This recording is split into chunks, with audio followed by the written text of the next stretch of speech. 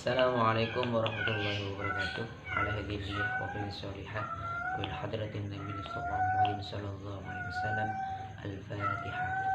A'udzu billahi minasyaitonir rajim. Bismillahirrahmanirrahim. Alamin. Arrahmanir rahim. Maliki yaumiddin. Iyyaka na'budu wa iyyaka nasta'in. Ihdinas siratal mustaqim. Shiratal ladzina an'amta 'alaihim ghairil maghdubi 'alaihim waladdallin. Baik, salam. Bismillahirrahmanirrahim.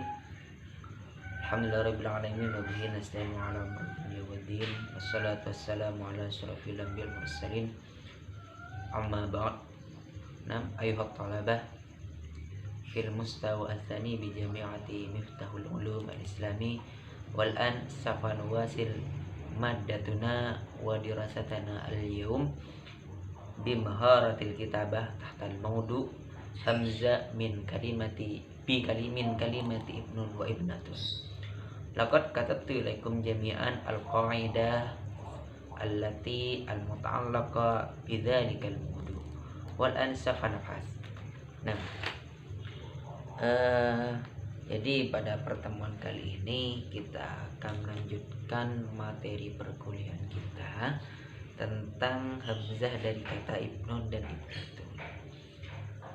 Saya sudah menuliskan kaidah-kaidahnya, kaidah-kaidah yang berhubungan dengan judul tersebut. Kaidahnya itu antara lain yang pertama, hamzah dari kata ibnun dan ibnatun wajib dihapus atau tidak ditulis jika kata tersebut berupa kata sifat mufrad atau berada di antara dua kalimat isim alam, berada di antara dua isim alam. Kata benda yang menunjukkan sesuatu termasuk alam kunyah ataupun alam laqab. Dan nama setelah itu harus langsung bapak. Jika bukan langsung bapak, maka hamzahnya ditulis. Seperti contoh sebagaimana yang kita ketahui dalam sanad rijalul hadis. Contoh ya, Haddatsana Muhammad bin Muhammad bin Ahmad an Muawiyah bin Abi Sufyan.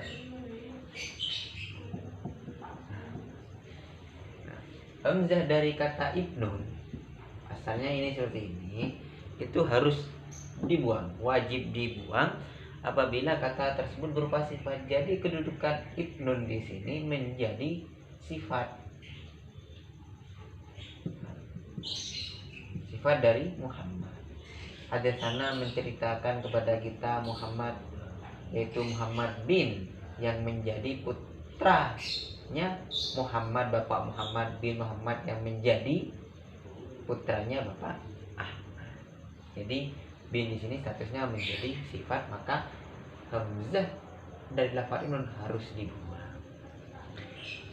Atau berada di antara dua isim alam. Lengkap ya, Muhammad isim alam, Muhammad isim alam. Baik itu isim alam itu berupa alam kunyah ataupun alam laqab. Seperti contoh ini, Abi Sufyan. Abi Sufyan itu kan alam kunyah. Ini Muawiyah, ini alam. Jadi ibnun di sini hamzahnya harus dibuang. Kemudian kaidah yang nomor 2, al-qaidah tsaniyah, hamzah min kalimati ibnun wa ibnatun la budda ay yuktab idza kanat mubtada'an aw khabaran. Jadi hamzah dari kalimat ibnun atau ibnatun ditulis apabila berupa mubtada atau khabar. Seperti contoh, inna Aisyata ibnatu Abi Bakrin. Inna Aisyata ibnatu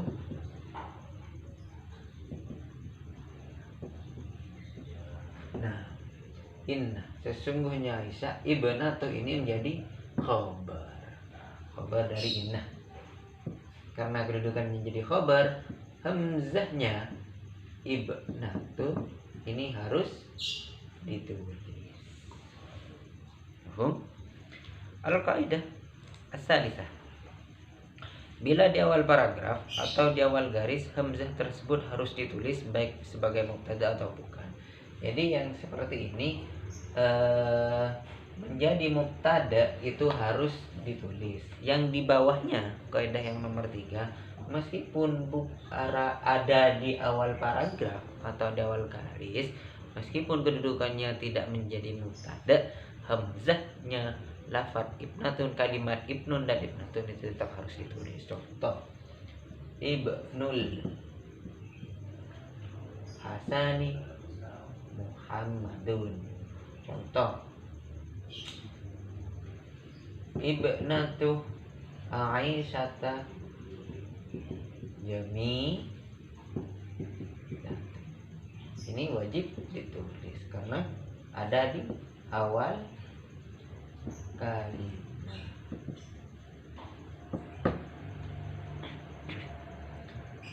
Selanjutnya,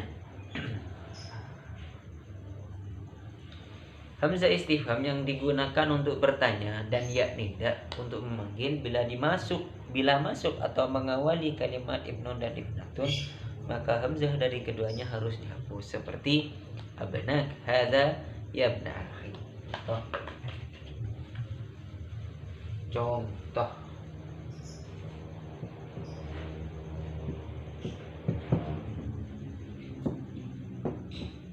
asalnya ini hamzah istifham, hamzahnya lafaz ibnun,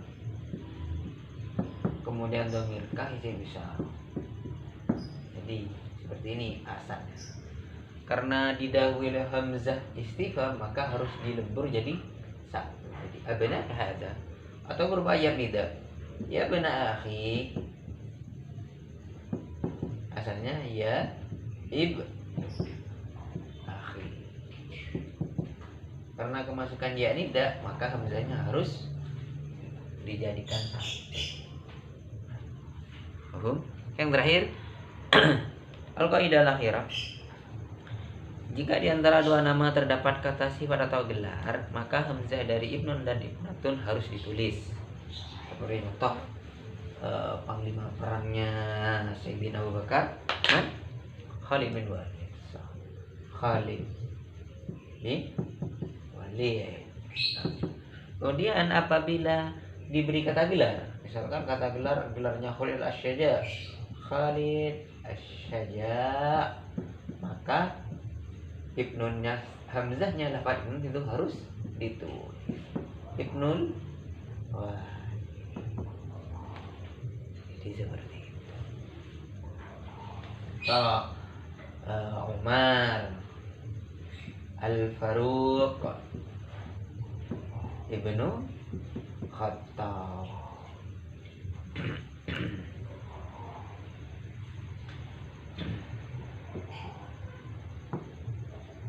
Apabila Al-Faruqnya dibuang, maka hamzahnya harus dibuang. Umar bin Khattab. Jadi seperti itu. Kembali lagi pada kaidah yang pertama. Mafhum? Insyaallah hukumnya. Kalau nanti ada pertanyaan, kita bisa sharing melalui Google Classroom. Hadanallahu wa iyyakum ila siratal mustaqim. Wassalamualaikum warahmatullahi wabarakatuh.